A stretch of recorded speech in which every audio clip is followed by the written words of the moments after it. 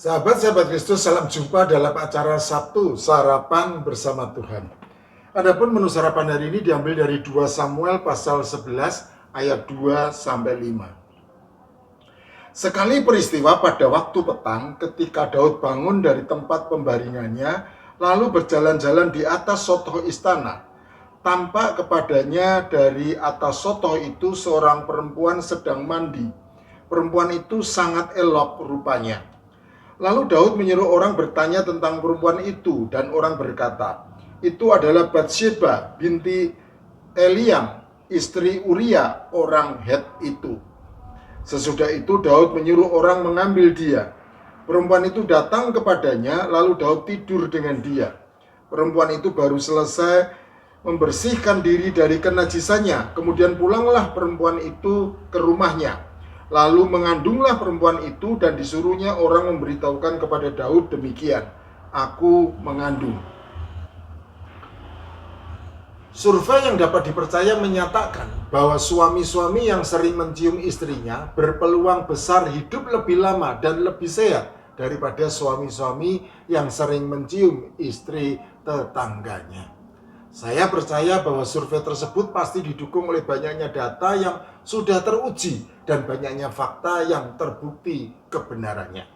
Tetapi ternyata survei tersebut sama sekali tidak berlaku bagi Uria orang Het. Alih-alih hidup lebih lama dan lebih sehat, Uria justru mati secara mengenaskan di tangan Daud, Raja Israel, yang bukan hanya mencium istrinya, tetapi juga berzina dengan istrinya. Sejatinya godaan wanita memang merupakan godaan yang tidak mudah ditolak. Bahkan Daud, Raja Israel teragung, penulis Mazmur, dan orang yang hidup takut akan Tuhan, juga bisa jatuh ke dalam dosa karena terpikat oleh suatu godaan. Apakah godaan itu bagi Daud?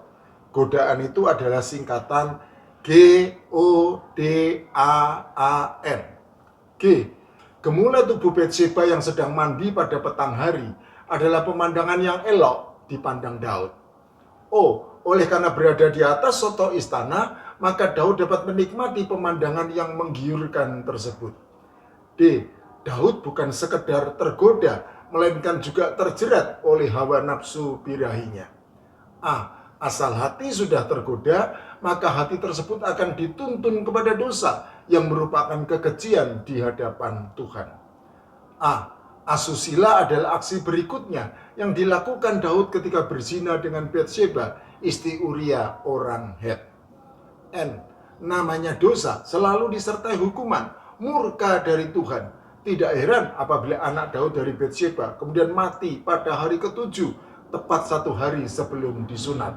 Meskipun Daud sudah berdoa dengan berpuasa, memohon belas kasihan kepada Tuhan untuk menyelamatkan putranya tersebut. Sahabat-sahabat Kristus, mengapa Daud yang begitu beriman kepada Tuhan bisa terjerat oleh godaan wanita dan kemudian terjatuh ke dalam dosa perzinahan? Alasannya terletak pada Daud yang membuka kesempatan bagi dosa untuk menjerat dirinya. Alkitab mencatat, pada pergantian tahun, pada waktu raja-raja biasanya maju berperang, maka Daud menyuruh Yoab maju berserta orang-orangnya dan seluruh orang Israel. Mereka memusnahkan Bani Amon dan mengepung kota Raba, sedang Daud sendiri tinggal di Yerusalem. 2 Samuel pasal 11 ayat 1. Ya, betul. Dosa sering terjadi bukan hanya karena adanya niat, tetapi juga adanya kesempatan.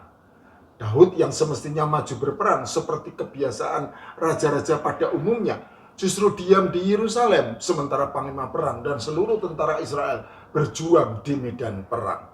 Alih-alih berdoa bagi mereka, Daud justru bersantai menikmati segala kemewahan di istana. Daud membuka kesempatan bagi godaan wanita untuk menyergap dirinya yang sedang kesepian dan menganggur. Alkitab melanjutkan catatannya. Sekali peristiwa pada waktu petang ketika Daud bangun dari tempat pembaringannya, lalu berjalan-jalan di atas sotoh istana. Tampak kepadanya dari atas sotoh itu seorang perempuan sedang mandi. Perempuan itu sangat elok rupanya. Lalu Daud menyuruh orang bertanya tentang perempuan itu, dan orang berkata, itu adalah Batsheba binti Eliam, istri Uria orang Het itu. 2 Samuel pasal 11 ayat 2 dan 3. Sahabat-sahabat Kristus, yang namanya godaan selalu nampak elok rupanya, bahkan sangat elok rupanya. Justru itulah sebabnya disebut godaan, karena selalu menggoda dengan keelokan rupanya. Perempuan yang sedang mandi pada petang hari tersebut sangat elok rupanya di mata Daud, sehingga Daud pun menjerumuskan dirinya ke pelukan godaan wanita yang menawarkan kenikmatan duniawi yang semu.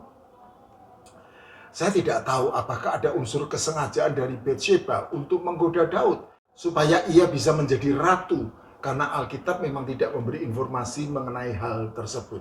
Namun kejadian selanjutnya sudah bisa ditebak. Alkitab secara terperinci menuturkan kejadian tersebut sebagai berikut. Sesudah itu Daud menyuruh orang mengambil dia. Perempuan itu datang kepadanya, lalu Daud tidur dengan dia. Perempuan itu baru selesai membersihkan diri dari kenajisannya. Kemudian pulanglah perempuan itu ke rumahnya. Lalu mengandunglah perempuan itu dan disuruhnya orang memberitahukan kepada Daud demikian.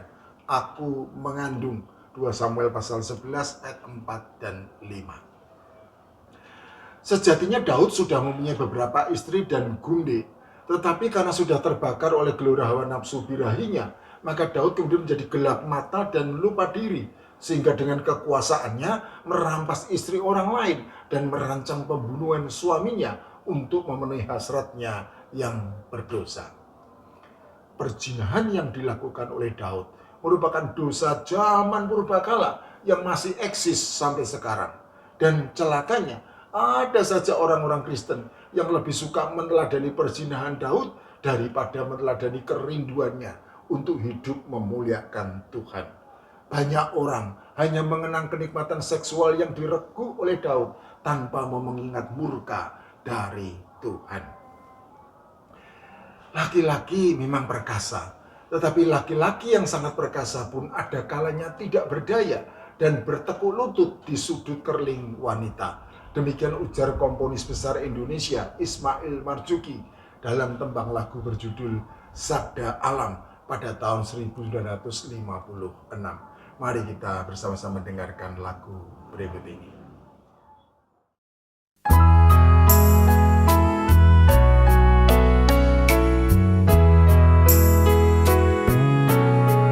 Diciptakan alam pria dan wanita, dua makhluk dalam asuhan dewata. Ditakdirkan bahwa pria berkuasa, adapun wanita lemah lembut manja. Wanita dijajah pria sejak dulu, dijadikan perhiasan sangkar madu. Namun ada kala pria tak berdaya, tekuk lutut di sudut kerling wanita.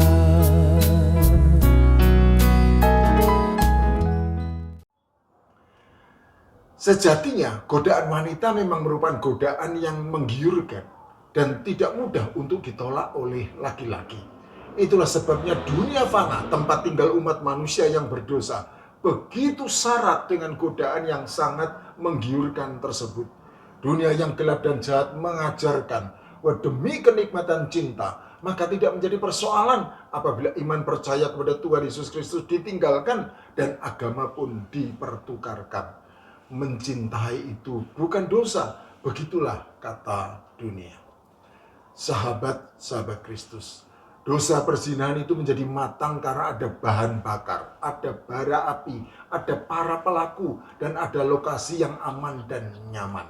Dosa itu memang manis, teramat manis, tetapi yang sering dilupakan orang adalah kenyataan pahit bahwa di balik manisnya dosa juga tersimpan murka dari Tuhan. Ada hukuman yang menanti di ujung dosa, kenikmatan cinta. Penulis surat Ibrani dengan bijak memberi nasihat.